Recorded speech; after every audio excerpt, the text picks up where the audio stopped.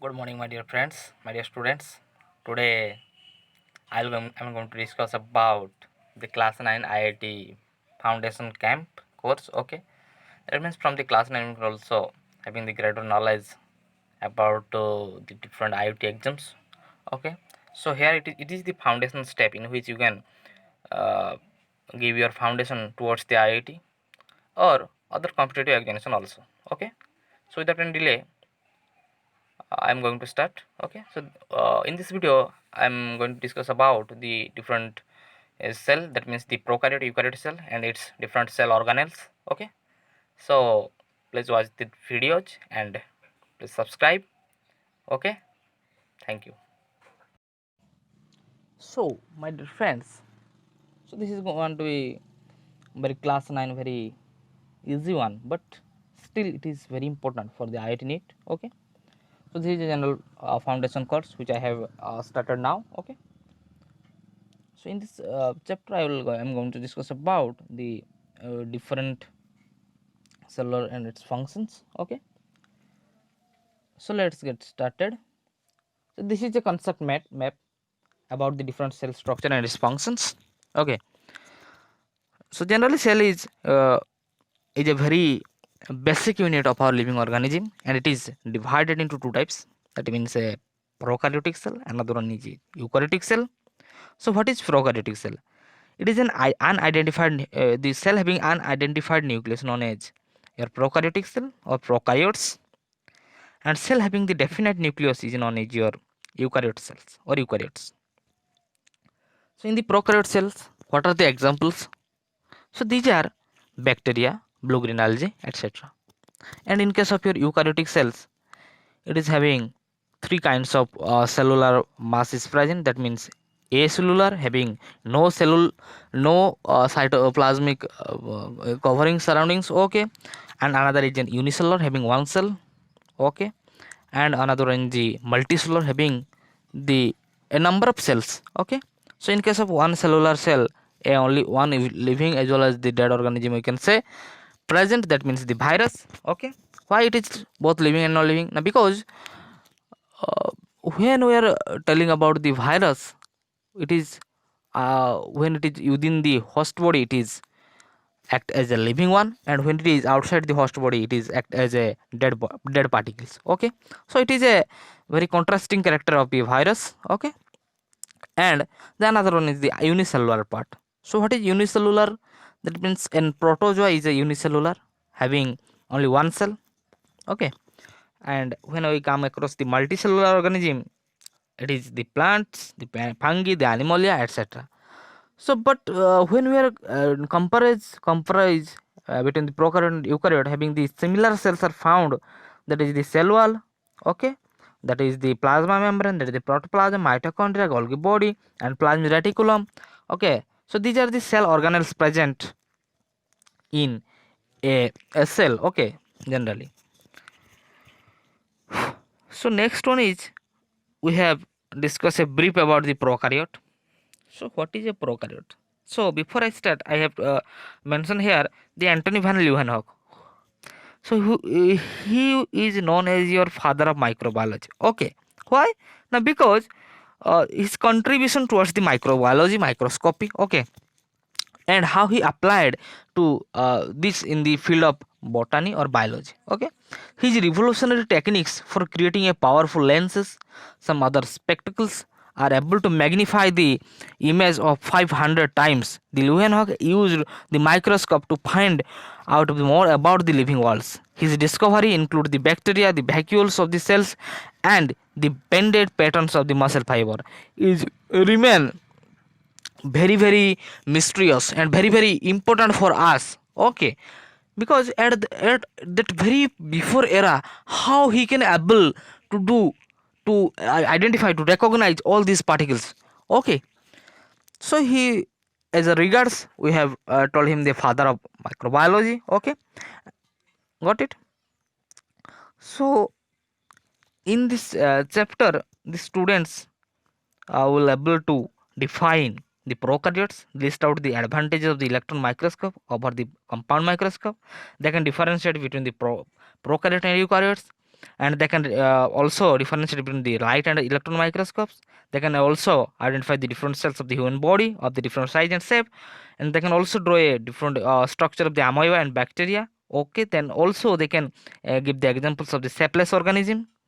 They can also tabulate the unicellular and multicellular organism, and they can also explain the diffusion of labor. Okay, so these are my teaching uh, identities. That means my teaching aptitude, my teaching target.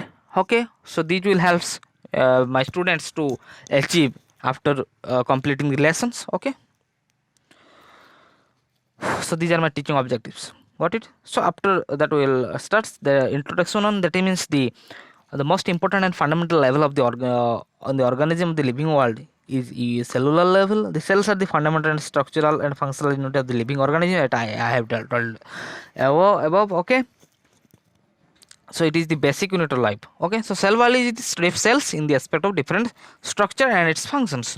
So before I start about the structure of the cells, we have to remember about the different parts of the compound microscope and light microscope. Okay, so in the picture you have already developed an idea about the your first one is your body tube. Okay, so when we see from the body tube, it is known as your eyepiece. Okay, after that your nose piece is found. Okay, number 2 point, and number 3 is the low power. After that the middle power. After that the high power. There are three kinds of power lenses are present. Okay, in the nose piece also.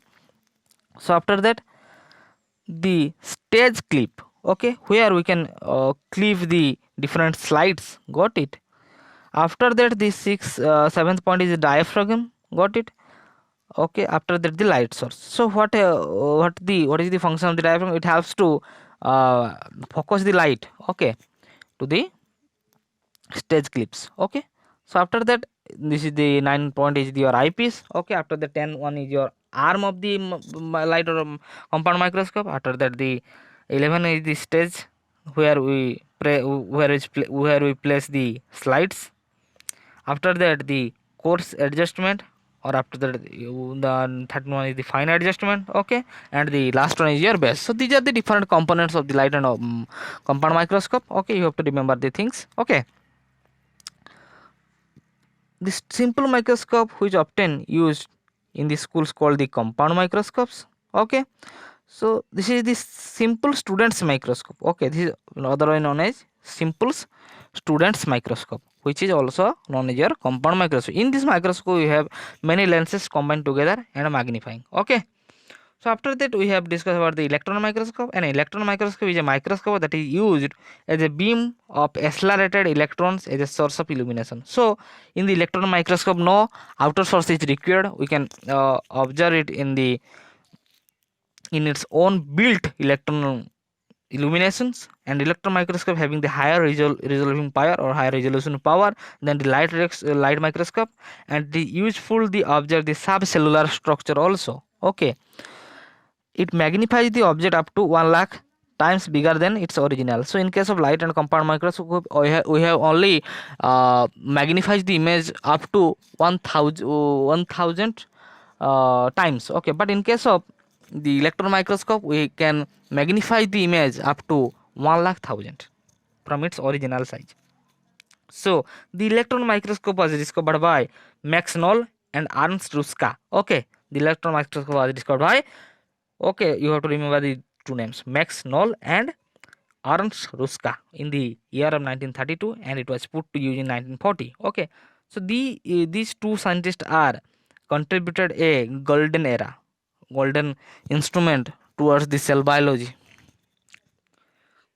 So there are two types of electron microscope also, the transmission electron microscope or TEM, and another one is the scanning electron microscope or SEM. So what is the benefit of the TEM or transmission electron microscope? It is used to view the specimen, that means the tissue sections, the molecules, etc., through which electron can pass and generating a projection image. Okay, so transmission means it can transmit through the your tissue section, through the molecules. Okay, that means the electron can pass or transmit through these tissue sections. Okay, then we can see the projector. Okay, the image. And another one is scanning electron microscope. It scans and focuses the electron beam over a surface to create an image. So the scanning electron microscope always scan and focus the electron beam over a surface to create the image. Okay, it can scan the image and it can focus the image on the another projector. Okay, it is used to obtain the information about the surface and topography of the composition. So generally the scanning electron microscope are used to identify the different shapes, okay, in, and its composition.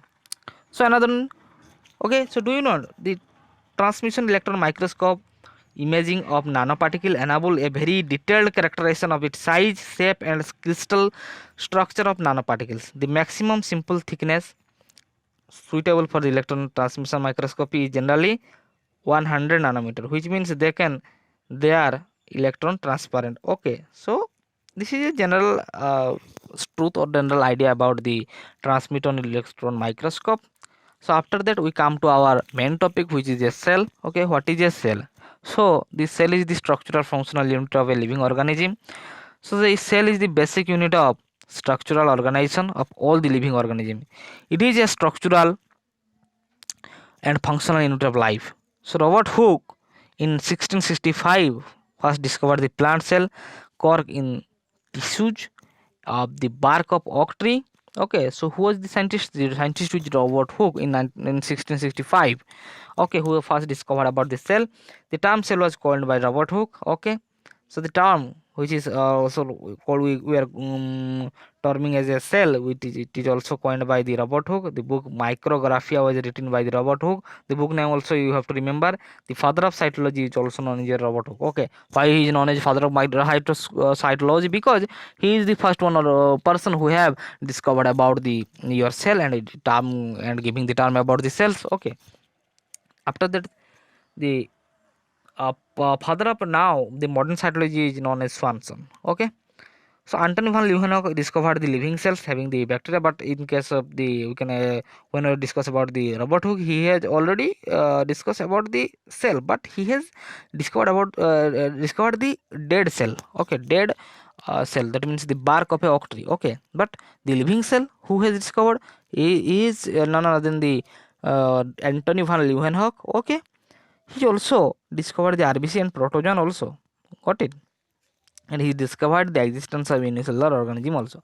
The nucleus also discovered in the cells by the Robert Brown in 1831. Okay, and Silden and Swan also proposed the cell theory over 1838. So Silden and Swan having giving the cell theory about how the cell are arising, how the cell is, and what are the function of cell. Okay, so these are the different theories given by the Silden and Swan in his cell theory in the 1838. After this cell lineage theory, which is a kind of cell division, was prepared by Rudolf Virchow. Okay, in 1855. So the cell division was given by R. Virchow. According to the cell lineage theory, the new cells are always arising and arise from the pre-existing cells and the parental cells after division. So omnicellular unicellular, it is given by the your Silden and Swan. That means in the cell theory they have given the cell theory as the cell are always the new cell are arise from the pre-existing cells. Okay, or the parental cells upon the division. Okay, so no new cell are arise from the heavenly bodies. Okay, it can arise from the and another pre-existing cells. Okay, so the fundamental feature of the cell theory is all living organisms are composed of the cells and their products. Each cell is made up of the small mass of protoplasm containing a nucleus in inside and the plasma membrane in its outside. Okay, so cell is generally they have discussed. After that the new cell arise from the pre-existing cell. They have discussed the new cell arise always from the pre-existing cells. Okay, so based on the nature and the of the nucleus, the cell are classified into prokaryotic and eukaryotic. Okay, so the based upon the nucleus, the cell are divided into two types, that is in the prokaryotic and eukaryotic cell. The term prokaryotes and eukaryotes are given by Dougherty. Okay, so the cell theory is not applicable to virus because they do not have fixed cell or acellular organism. So it is a very contrasting character of virus. Okay, so the cell theory not applicable for it. After that the cell size that means the cell shape and cell size. So different organism having the different kinds of cells, different shape and size of cells. Okay, the cell shape. The cell shows a great variation in its shape. Most of the cells have the definite shape in the human body. The cell having the spindle-shaped muscle cells, elongated nerve cells, the oval red blood corpuscle, the cuboidal germ cells, the branch oocytes, chromatophore, and so on. So there are the variety of cells are found in our human body.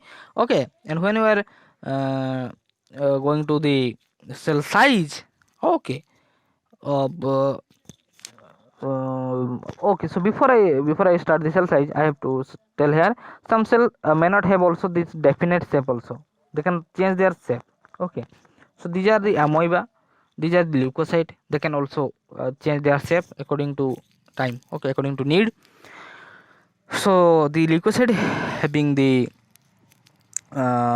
possessive power to change its shape, and they can escape through the uh, different bone marrows, that is known as your diapedesis. Okay, this is a very important character of the white blood cells or WBC. And then the cell size. The cell size is varying in different plants and animals. So average cell size from 0.5 picometer to 20 centimeter in diameter. The smallest cell, okay, that is the duckweeds. Okay, or in case of human being, we can say it is the erythrocyte is the very smallest one of our human body, and in case of bacteria we can say it is the mycoplasma, it is a very smaller size. And we can, when we are discussing about the largest cell, in case of plant it is the ovule of the cycas, and in case of human body you can say the nerve cell is the largest one, and in case of bacteria you can say the Thymorgita nambiensis. So it is the very largest one in case of bacteria. After that, when we are going about to cell number, okay, so the number of cell in the living body differ from one unicellular organism to another. The number of cells is not definite in the multicellular organism. It may increase along with the growth and volume of organism. However, the green alga pandorina contain 8 to 32 cells. A human being weighing up to 80 kg estimated to about having the 60,000 billion cells, whereas a newborn baby having the 26 billion cells. Okay, so this is a approximate value. We cannot say it is a uh, definite in always. Okay, so this is for enough. You have to remember the things. Okay, the number of cell in most multicellular organism is indefinite, but the number of cells may be fixed in some multicellular organisms such as rotifort and nematodes. Okay, so these are the various types of cell and size of cells are found. You can say over the picture here also. Okay, this monocyte cell, this striated cell, this leukocyte, the liver cell. So these are the different kinds of cell having the different cell and different size. Okay, so it is not a very big thing to discuss. Okay, but in case of nematode, they ask us the number of cells in the various organs fixed, and it is attained by the time hatching takes place. Most growth of the size of nematode results from the increasing the size. Okay, so this is the general idea about the when the cell size is increasing, cell size is decreasing. Okay, and the after cell volume is the of a cell is fairly constant for a particular cell type. Okay, and independent of a cell type. So when we are telling about the our different cells, this cells volume is constant. Okay, cell number may be increasing by the dividing, but cell volume is constant. Okay, so then in the next class we will discuss about the prokaryotic cell. Okay, so it is the part 1 video. Okay, hope you will just having a idea about the what I am going to discuss, what I am teaching on the next part. You have gone an idea. After that, in the part 2 we will discuss about the prokaryotic cell. Okay, it's a different organelles. Okay, so this is for today. Hope you will learn a lot. Okay, so if you learn a little bit also, you can subscribe my channel and press the bell icon to get the notified when I am giving the new video. Okay, till then keep watching and be safe, keep reading. Thank you.